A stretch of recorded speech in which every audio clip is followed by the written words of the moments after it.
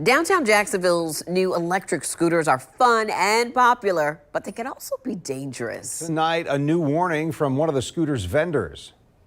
If we catch people who are a danger to other riders or not riding legally, we go in and we give them warnings, and we also kick people off our platform as well if need be. Hundreds of electric scooters were brought to Jacksonville just a few weeks ago as part of a one-year pilot program to bring new life into downtown. Well, since then, complaints of dangerous drivers have plagued the city. And as News4JAX reporter Eric Avanier shows us, the Spin Electric Scooter Company held a safety event to address those concerns.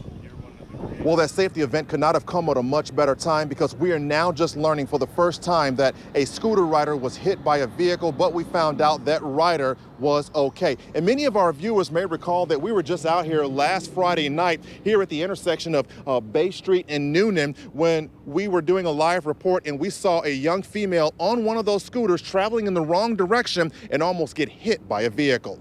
We're just doing a safety event. Friday afternoon, electric scooter company Spin held a safety event to remind scooter riders about the rules when it comes to riding in the street. They say the same rules that apply to bicyclists are the same for people who ride their scooters. People don't associate scooters with bikes necessarily, but when they're on the road, this is essentially just like another mobility vehicle, right? So we expect our riders to abide by local rules.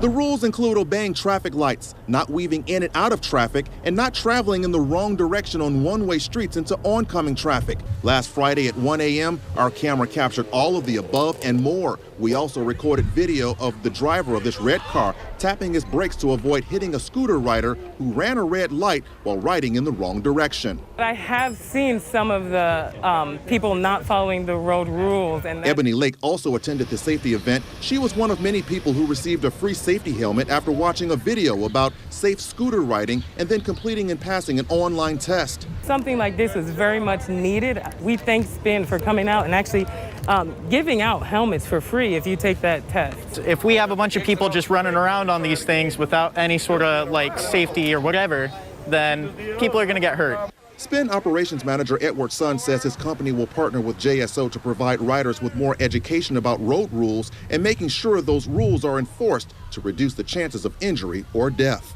The Spin operations manager says that although he wants customers to have fun, he also wants them to be safe. Eric Avanier, Channel 4, the local station.